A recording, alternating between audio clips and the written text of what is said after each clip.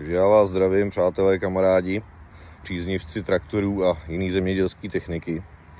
Dostala se mi do ruky docela dobrá zkušenost s vyzkoušením traktoru Massey Ferguson. Náš podnik už zakoupil druhý.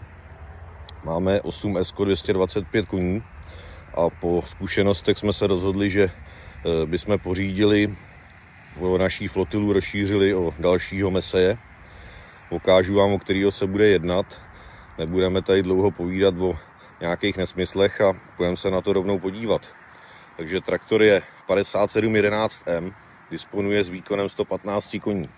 U nás bude jezdit hlavně v krmném voze, bude zajišťovat ve farmě u skotu krmnej vůz, který bude sepřáhnutý de facto pořád celoročně. Takže se podíváme, jaký ten traktor jsme vlastně pořídili. Tady máme slíbený to M-ko. Je to 115 koňový čtyřválec. Vybírali jsme ho hlavně podle poměru cena výkon a se značkou Massey Ferguson jsme doposavad spokojení. Kupovali jsme ho od firmy Agroobchod Nový Strašecí, velice doporučuji tenhle obchod. Skvělá komunikace a co se týče prodejů stroje, servisu a náhradních dílů, není žádný problém. My jsme traktor odstrojili ze zadního tříbodového závěsu, protože v krmném voze potřeba není. Jak můžete vidět, traktor disponuje 3 hydraulickými okruhama s jedním štelovacím na průtoku. Je tu všude spousta místa, takže kdo byste schánili malej, kompaktní 115 koňový traktor nebo o něco nižší řadu, myslím si, že tohle není zrovna úplně špatná volba. Nechali jsme si tam obout 540 zadní gumy, jelikož v tom krmném voze prostě menší gumy za nás jsou nepřípustné. Bude tahat 15 metry krychlovej nebo 15 kubíkový krmnej vůz. Vlastně traktor už disponuje jako všechny jiný, že jo, s močovinou, filtrem pevných částic, ale toho už se asi bohužel neubráníme. Traktor je kompaktní, v celku pohodlný, tak samozřejmě nemá odpruženou přední nápravu, takže, ale i na to se nechá opravdu ta jízda s tím užít. Je tu klasický bateriový odpojovač, který je hezky po ruce. Podíváme se dovnitř. Nádrž je zhruba na nějakých 120 litrů motorové nafty. Když se kouknete dovnitř, hezky se do toho nalejzá, ty dveře jsou opravdu široký. Když se podíváte zvenku, je tam prostoru, že ani větší lidi s větší hmotností by neměli vůbec problém do toho traktoru nalézt. Pojďme se kouknout, co tu máme vevnitř. Je to klasický mechanický traktor, 6kV, tady je druhá páka akorát na redukce. Je to klasika bez žádných dalších volejových rychlostí, prostě klasických 6 stupňů s agregovanou ještě elektrickou spojkou, což za mě je super. Máme tady takhle ty 3 hydraulické okruhy, na všech je plovoucí, samozřejmě po ruce, zapínání předku, uzávěrky vývodového řídele, ovládání zadního tříboďáků, ovládání klimy, startování pěkně na sloupku, takže nemusím nikde hledat klíče. Co se týče toho rozjezdu těchto traktorů, za mě je určitě super štelování na agresivitu toho kurzoru. Jo, určitě si to i ukážeme, jak to bude probíhat, když se zkusíme rozjet na to nejpomalejší, na půlku a na nejrychlejší. Startování je klasicky přes spojku. Necháme naběhnout. Nastartujeme. Máme tady tlačítko na automatické otáčky na motoru, což znamená, že je tam nastavených 2250 a při zmačknutí traktor prostě točí při plném. Za mě je to takový tempomat na dálku nebo po té silnici. Samozřejmě se to vyruší jak stiskem brzdy nebo přidání plynu, okamžitě se tohle tlačítko vyruší. Páky na hydrauliku jsou hezky po ruce, za mě super. Výhled z traktoru jako takovýho i dozadu nemá chybu. Ty okna jsou opravdu veliký, ta kabina je prostorná. Zkusíme teda udělat malinký testovací jízdu malou, takže za mě super, že vůbec nemusím šlapat na spojku. Dáme první rychlostní stupeň přes elektromagnetickou spojku a zkusíme se rozjet teda na nejmenší agresivitu toho kurzoru. Co se týče raidů, za mě super, nechal by se ještě zvětšit, ale do krmního vozu v našich podmínkách je dostačující. Takže jenom přesadím kurzor dopředu, traktor se rozjede hezky plynule, není to žádný uskákaný. Kort teď jsem na solo, takže ten skok je tam maličko znát. Když bude zatížený s něčím zapřažený, tak ten skok ani de facto nepoznáte.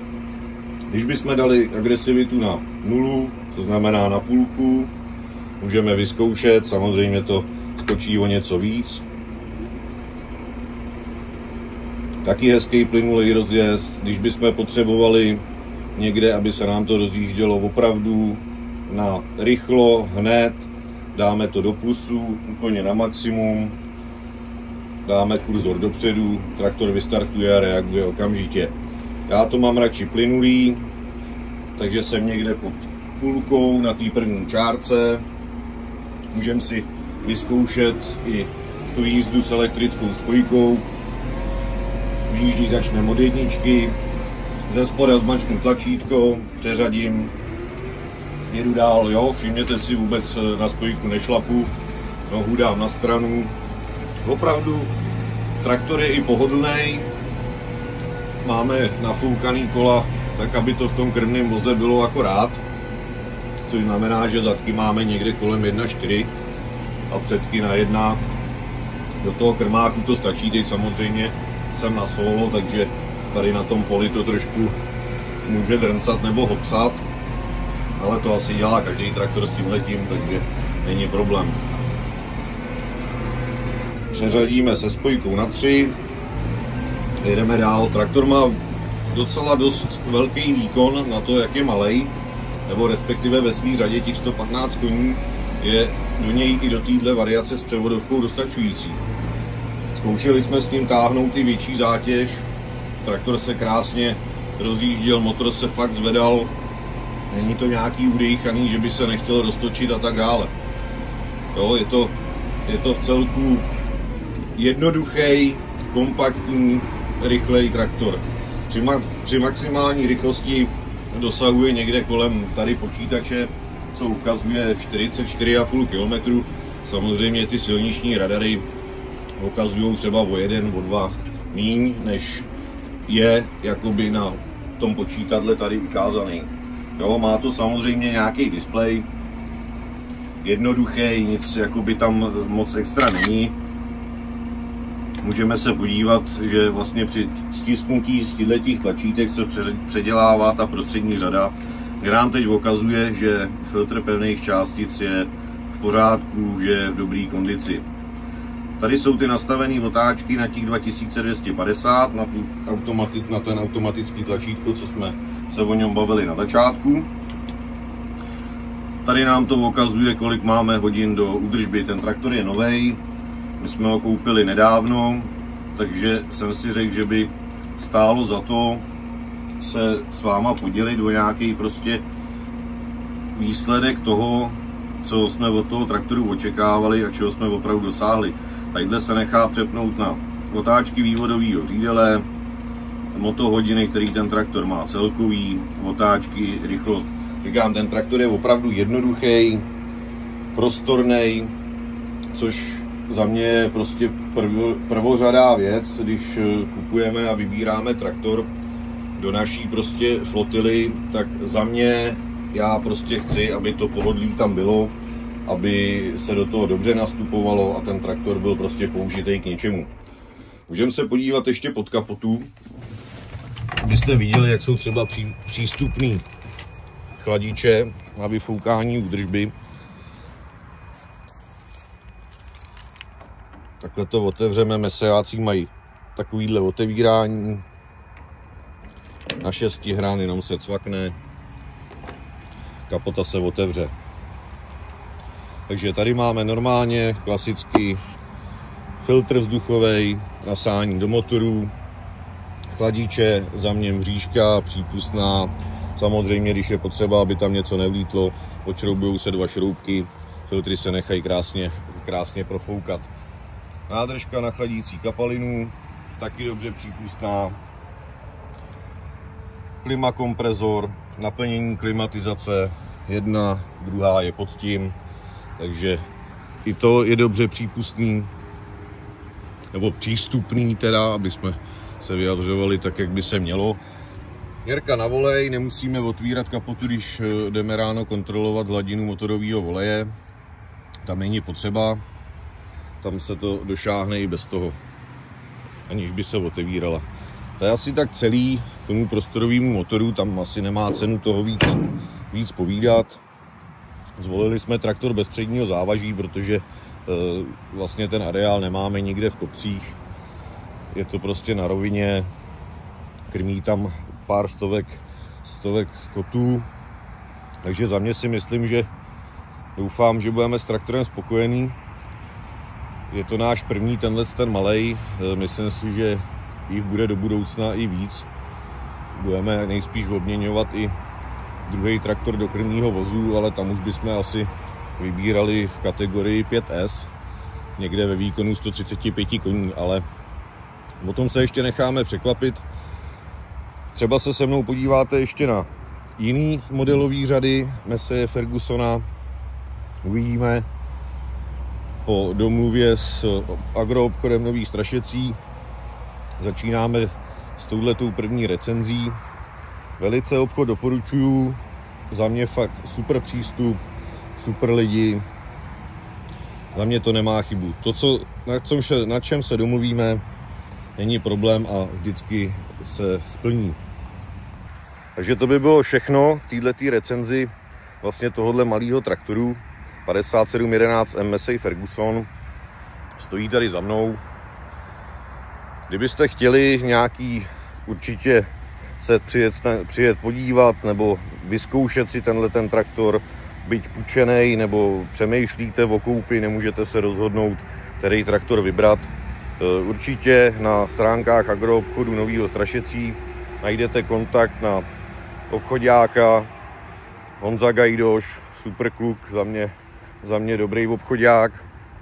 Určitě se s ním domluvíte a vyjde vám co nejvíc vstříc v tom, že byste traktor mohli vyzkoušet, půjčit, případně se někam na něj dojet podívat. Nebudu tady mluvit za něj, jaký on má možnosti nebo nemá, to už by bylo na domluvě s ním. Ale je rozumnej a určitě by nebyl žádný problém s tím, aby traktor předvedl nebo jste si ho vyzkoušeli ve svých podmínkách. Takže se mějte. Říkám, kdyby cokoliv ke značce Masseye Ferguson, neváhejte a ozvěte se prostě agroobchodů. Myslím si, že když budou potřeba a bude moc ten podnik jako takovej, určitě vám vyjde vstříc. My s nima máme dobré zkušenosti. Nebudu prozrazovat, z kterého podniku jsem. Ten, kdo mě na videu uvidí, ví moc dobře, z kterého podniku jsem. Nebudu dělat žádný, my jsme si to koupili, kupte si to taky, vůbec ne. Snažím se vybírat stroje do našeho podniku prostě, aby byly přínosem a samozřejmě dneska nebudeme si nic nalhávat, je všechno o penězích, přístupu, servisu, náhradních dílech a tak dále, což doposavať nebyl s touhletou značkou, s tím, že spolupracujeme s agroobchodem, žádný problém. Všechny díly do druhého dne, servizácí, úplně super, není problém opravit, přijedou, dělají. Jako všude jinde to asi úplně nemá cenu dál rozvíjet. Jako na traktoru toho asi už moc nezjistíme, tady se toho ani moc nastavit nedá. Možná, že se uvidíme při nějakým jiným, kde už bychom si třeba mohli ukázat i nějaké nastavení. Případně bychom to do něčeho zapřáhli a ukázali bychom si rovnou, jak to funguje při práci. Tady asi nemá cenu to zapřát do krmního vozu, který to bude tahat a předvádět vám v tom, jak to v tom krmáku pojede. Jako, tam se jezdí stejně jenom v areálu, namíchá, vysype, co si budeme povídat. Proto jsme volili jednoduchý, klasický traktor, který má co nejméně v dnešní době, co nejméně elektroniky, která by zatěžovala ten provoz toho traktoru. Jo, za mě prostě jasná volba to byla, jak cenově, tak prostě s tím, jak se do toho traktoru nastupuje, jaký to ovládání tady vlastně všude je a jak je to všechno u ruky, přístupný. A řekl bych, že i na svoji třídu a cenu, za který se traktor kupoval, nebudu jí tady povídat ani něco, pokud vás by zajímala cena, jaká by toho traktoru byla, určitě se ozvěte k obchodnímu partnerovi, milé vám udělá nabídku. Myslím si, že budete velice překvapení, kolik takováhle mašina vyjde. A za mě prostě, když budete potřebovat se rozhodnout, klidně si ho vyzkoušejte. Myslím si, že poznáte, že ta pravda tady asi v tom je, že konkurence je sice veliká, ale v těch traktorech rozdíly jsou. Ať si říká, kdo chce, že nejsou, ale jsou obrovský. Už jenom při nastupování do kabiny, ve ovládání a v prvkách, který bych chtěl mít po ruce a vlastně tomu pohodlí té obsluze. Takže za mě to bude dneska všechno. Uvidíme, jestli se setkáme i při nějakým větším traktoru třeba. Možná, že když to dobře dopadne, ještě uvidíme, tak bychom si mohli možná udělat recenzi na 9 řadu Esko 425 koní. Ale to je ještě v jednání, ale věřím tomu, že jestli to dopadne tak, že ji tady budu mít na zkoušku, tak určitě bychom něco natočili. Případně bych vám představil i obchodního partnera z agroobchodu Nový Strašecí, Honzu Gajdoše, a s tím bychom vám spolu, když tak, traktor víc přiblížili a ukázali. Ale říkám, je to ještě v jednání, nebudeme předbíhat tomu a nebudu vám slibovat, že recenzi uděláme a přitom nebudeme mít traktor, aby jsme vůbec nějakou mohli udělat. Takže nechte se překvapit, doufám, že to vyjde a s Honzou uděláme víc videí, abyste se dostali trochu pod kůži této značce, která tady u nás ve středních Čechách není tak známá. Za mě je to škoda. Je potřeba, aby ta konkurence tady byla a lidi objevili i jiné značky, než kterých se vlastně drží. Nebudu pomlouvat ani jednu z nich. Všechny značky jsou dobrý a všechny značky jsou špatný. Za mě všechno. Mějte se hezky, makejte a čau.